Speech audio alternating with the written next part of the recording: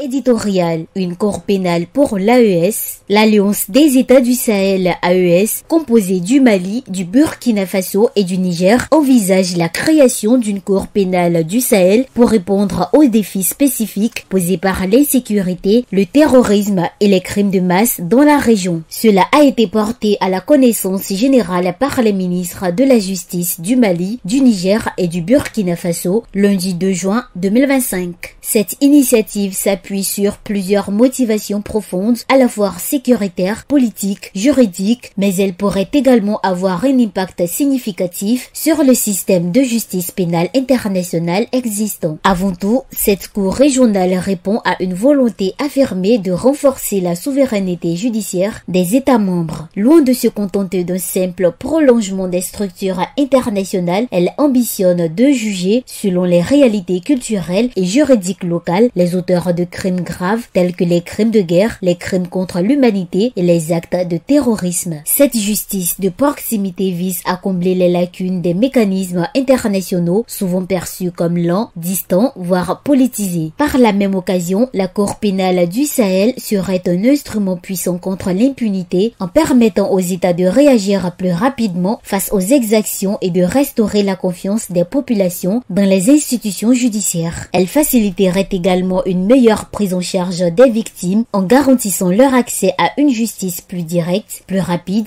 et culturellement adaptée. Sur le plan régional, cette initiative renforcerait la coopération juridique entre les États membres de l'AES. Elle favoriserait l'harmonisation des législations, la mutualisation des ressources judiciaires et la formation d'experts locaux capables de répondre aux enjeux du droit pénal international tout en contribuant à une stabilité durable dans le Sahel. Cependant, la création d'une telle juridiction aurait aussi des conséquences sur l'architecture de la justice pénale internationale. D'un côté, elle pourrait être perçue comme un signe de méfiance ou de désengagement vis-à-vis de la Cour pénale internationale CPI, à laquelle plusieurs pays africains ont reproché un certain biais géopolitique. En mettant en place leurs propres mécanismes, les États du Sahel affirment leur volonté de s'émanciper d'un système international qu'ils jugent parfois inadapté à leur contexte. D'un autre côté, cette nouvelle juridiction pourrait inspirer d'autres régions à créer leur propre cour pénale régionale, marquant ainsi une tendance vers une justice internationalisée mais décentralisée. Cela pourrait entraîner une redéfinition des rôles et des complémentarités entre les juridictions nationales, régionales et internationales. Pour la CPI, cette dynamique pourrait poser un double défi, maintenir sa légitimité tout en redéfinissant sa coopération avec les juridictions régionales émergentes. Enfin, si elle est bien structurée et respectueuse des normes du droit international, la Cour pénale du Sahel pourrait représenter une avancée dans la lutte contre l'impunité à l'échelle mondiale en démontrant que la justice internationale ne doit pas nécessairement être centralisée pour être efficace. En somme, la création de cette Cour pénale du Sahel reflète non seulement une volonté régionale d'autonomie judiciaire, mais aussi un tournant possible dans la géographie du droit pénal international où les initiatives locales pourraient demain compléter, voire concurrencer les institutions internationales existantes.